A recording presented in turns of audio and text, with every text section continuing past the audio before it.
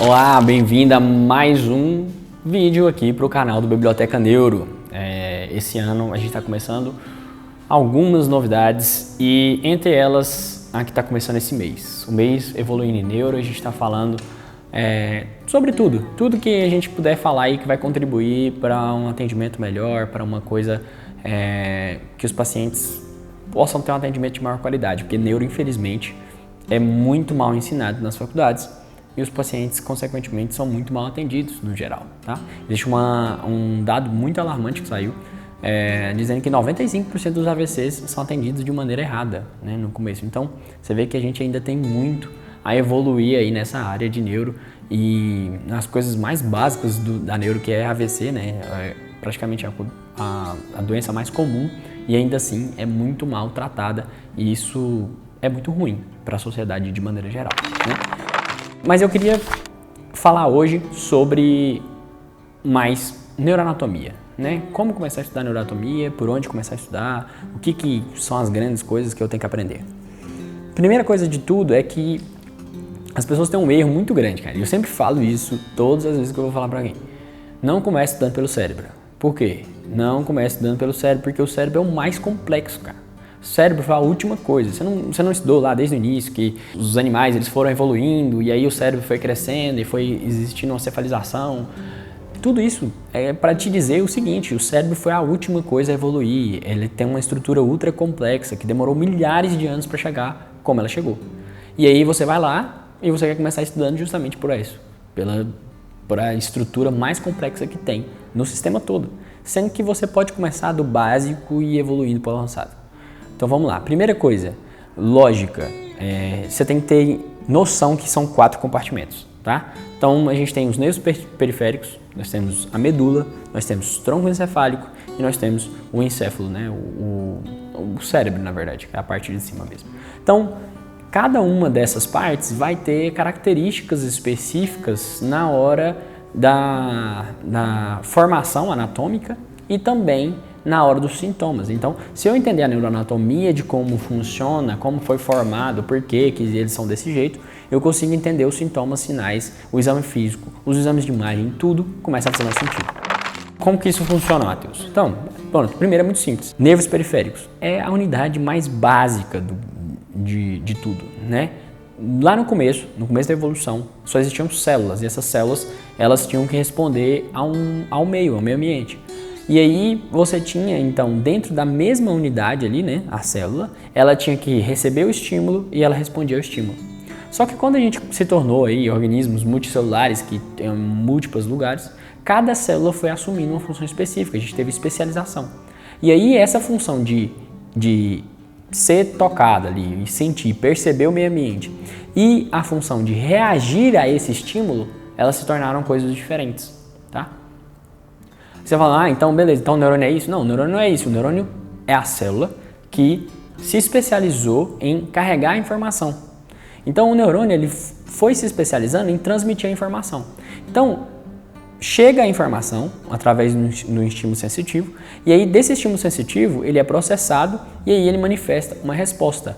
Então lá no começo era para proteger a célula, né? Então você vê casos de organismos unicelulares, por exemplo, as amebas, onde você vai com objeto pontiagudo, muito pontiagudo mesmo, né? A nível microscópico, e aí você tenta agredir essa célula, né? Ela percebe a tentativa de agressão e ela reage, né? Se afastando desse estímulo através dos seus pseudópodes.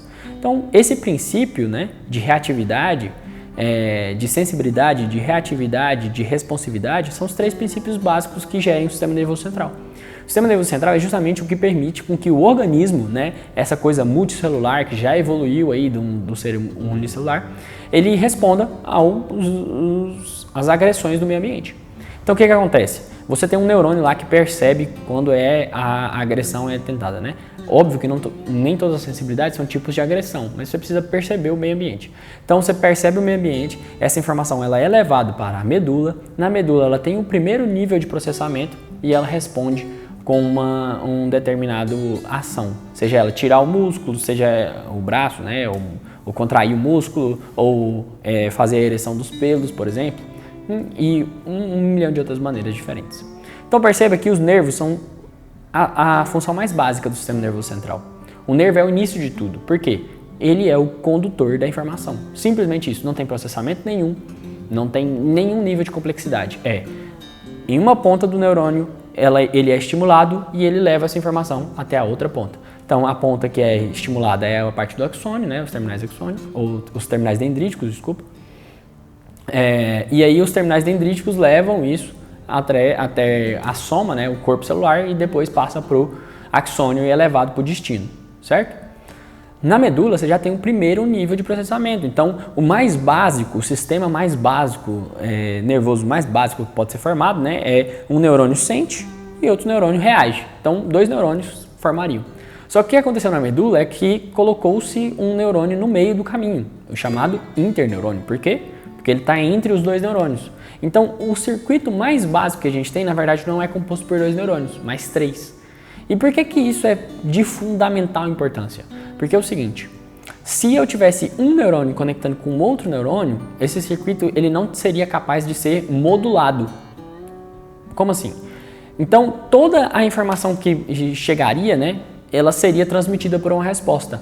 E a capacidade, né, a possibilidade de ter um outro neurônio ali, ele gera uma possibilidade de modulação. Ou seja, vai chegar várias informações diferentes no neurônio e aí ele consegue, a partir daquelas várias informações, determinar uma resposta única. Então, por exemplo, você tem informações excitatórias, ou seja, que ativam, e informações inibitórias, vindo ao mesmo tempo para o mesmo interneurônio. E aí, ao chegar toda aquela informação, vai gerar um resultado, que pode ser inibitório ou excitatório. E aí ele vai atuar sobre o neurônio efetor, né, que é o segundo neurônio.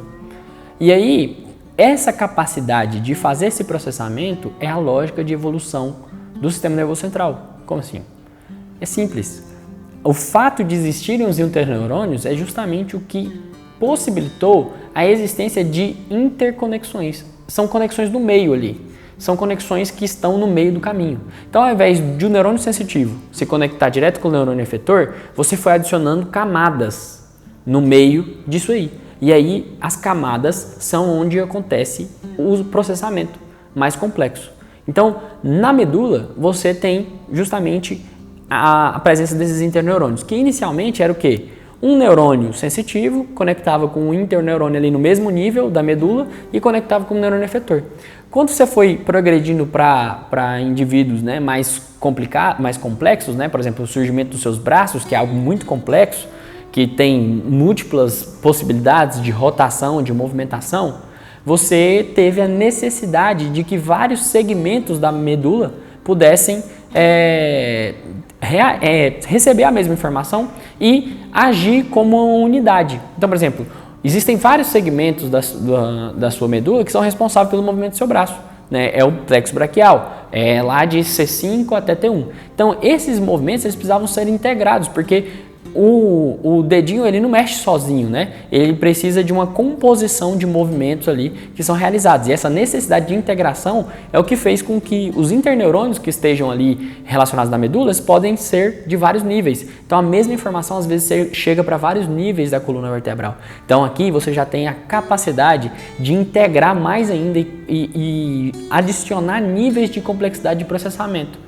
Então, ao invés de ser, por exemplo, eu senti no dedinho e eu vou ter a resposta no dedinho, não, agora eu senti uma coisa no dedo e aí eu reajo com o braço como um todo. Por quê? Porque aquela informação que está no meu dedo, ela foi levada para toda aqueles níveis que compõem justamente o braço. E aí, com isso, você consegue ter uma reação mais complexa, um membro inteiro reagindo, certo?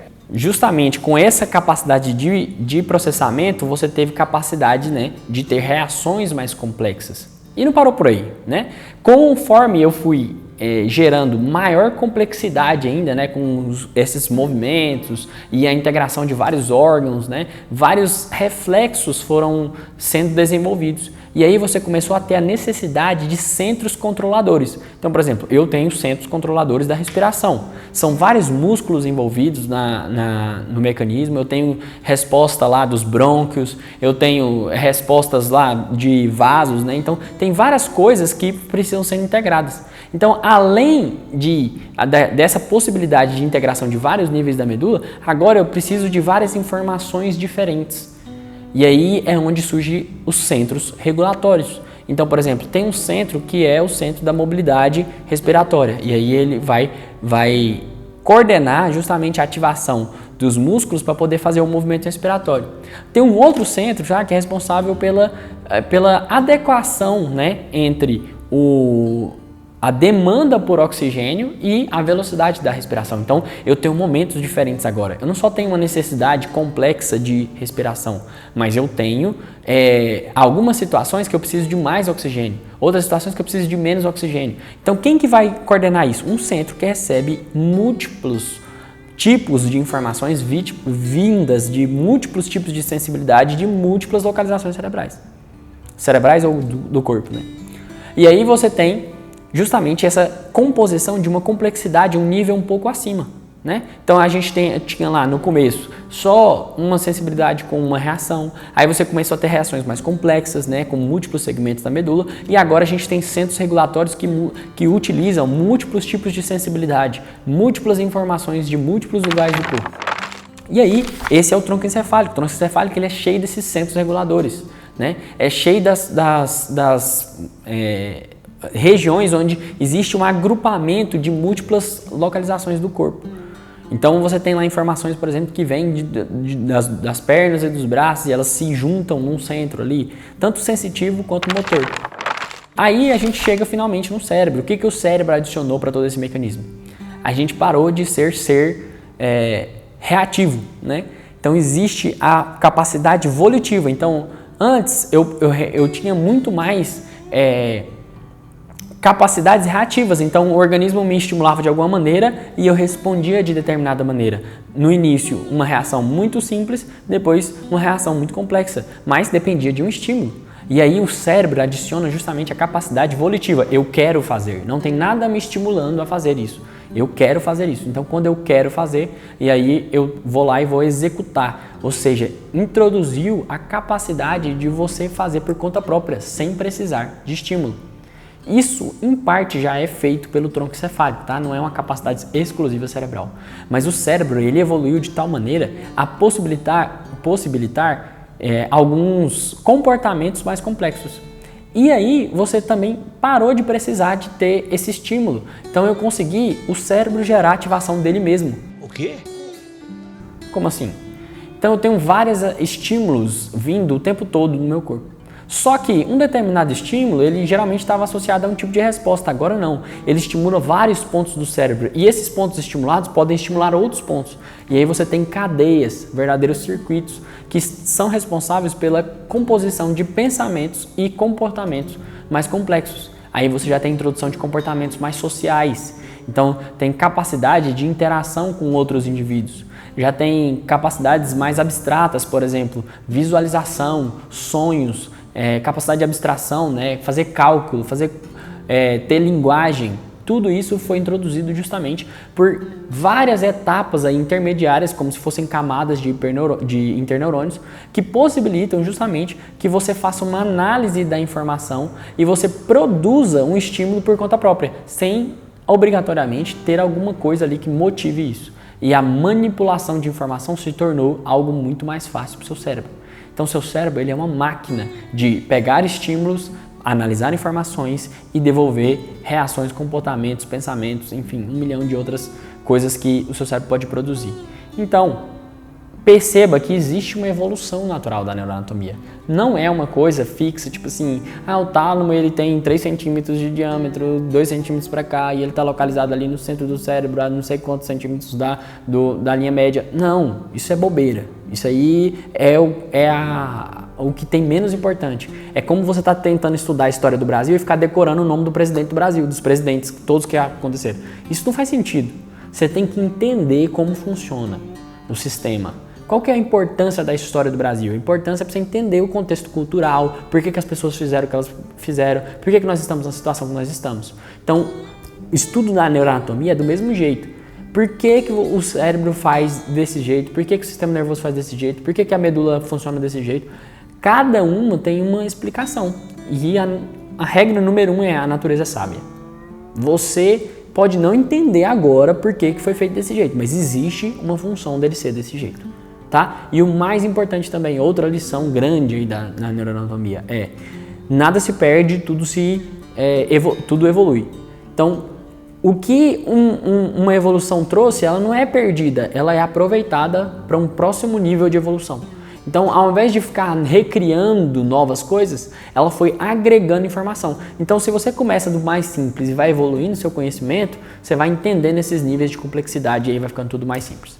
Tá certo? Então, esse é o primeiro vídeo, a gente vai falar sobre mais. Eu vou falar sobre essas coisas, detalhes técnicos também, sobre o tamanho do tálamo, onde que tá, quais são os limites e tal, porque isso cai em prova também, as pessoas têm que saber isso também, principalmente no meu caso, por exemplo, que eu sou neurocirurgião, serei um neurocirurgião, vou precisar saber disso, mas assim, foca agora em entender o que está acontecendo, tá? Foca em aprender a lógica do negócio. E aí, depois que você entender a lógica, fica tudo mais fácil, tá certo? Se você gostou desse vídeo, curte, comenta, manda para quem você acha que precisa entender a neuro de uma maneira diferente e não do jeito que é ensinado atualmente, tá? Se você tem alguma crítica, alguma sugestão, alguma coisa que você quer especificamente que a gente fale, também manda pra gente aí que a gente vai estar fazendo o máximo para divulgar mais esse conteúdo, para poder fazer com que as pessoas realmente aprendam neuro e não seja mais aquela matéria obscura da faculdade onde ninguém consegue entender nada, tá? Um abraço para todos vocês.